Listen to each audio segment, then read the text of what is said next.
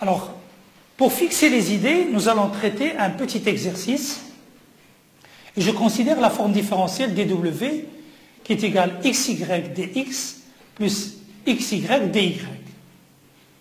On se propose de calculer son intégrale sur des chemins différents entre un point O et un point M du plan xy, tel que M a les coordonnées x égale à A et y égale à A.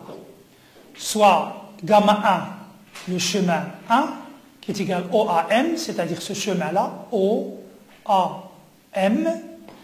Le chemin ou le graphe gamma 2, c'est OBM, c'est ce chemin-là, OBM. Et enfin, le troisième chemin ou le troisième graphe, OM, c'est-à-dire la droite qui lie OAM directement. En remarquant que pour le chemin gamma 1, il est formé de la partie OA plus la partie OM, et que pour OA, pour cette partie-là, Y est égal à 0, quel que soit X, et que pour AM, X égale à A, quel que soit Y, on montre facilement que le chemin, que le calcul plutôt de l'intégrale gamma 1 dw, qui est égal à 3 sur 2. Le même calcul sur le chemin 2, c'est-à-dire sur OB, ensuite sur BM, donne exactement à 3 sur 2. Donc finalement, le calcul de cette forme différentielle sur le chemin gamma 1 et sur le chemin gamma 2 sont identiques et c'est égal à 3 sur 2.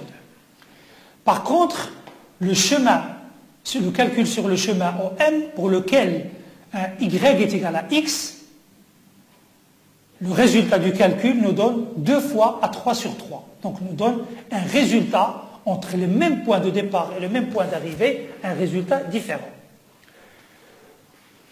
On peut remarquer aussi que le chemin MAO, le chemin MAO est opposé, c'est exactement le chemin opposé au chemin gamma 1. On va le noter gamma prime 1 et il est égal à moins gamma 1 qui est égal OAM. C'est le parcours en sens inverse.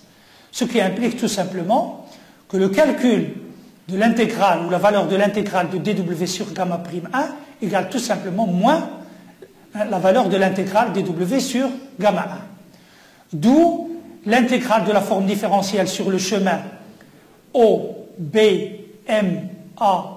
qui forme un cycle, OBMAO qui forme un cycle, c'est A3 sur 2 moins A3 sur 2 est égal à 0. Il est identiquement nul. Le calcul de l'intégrale de cette forme différentielle sur ce chemin-là est nul. Mais l'intégrale de la forme différentielle sur le chemin OMAO, c'est-à-dire sur ce chemin-là, OMAO, qui était aussi un chemin fermé. Ce calcul-là est différent de 0 puisqu'il est égal à 3 sur 6.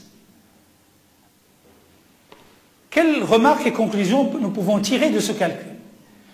Première conclusion, d'abord que la valeur de l'intégrale de dw sur le chemin, sur un graphe donné, sur gamma, dépend du chemin. Première conclusion. Deuxième conclusion, la valeur sur un chemin fermé n'est pas forcément nulle. Cas particulier, je considère la forme différentielle dw égale la forme différentielle générale, dw qui est égale a dx plus b dy. Si a de xy et b de xy sont telles qu'il existe une fonction f dont les dérivées partielles sont précisément a de xy égale d de f par rapport à x à y constant, et b de xy c'est d de f par rapport à y à x constant. Alors je peux écrire dw comme d de f par rapport à x dx plus d de f par rapport à y dy.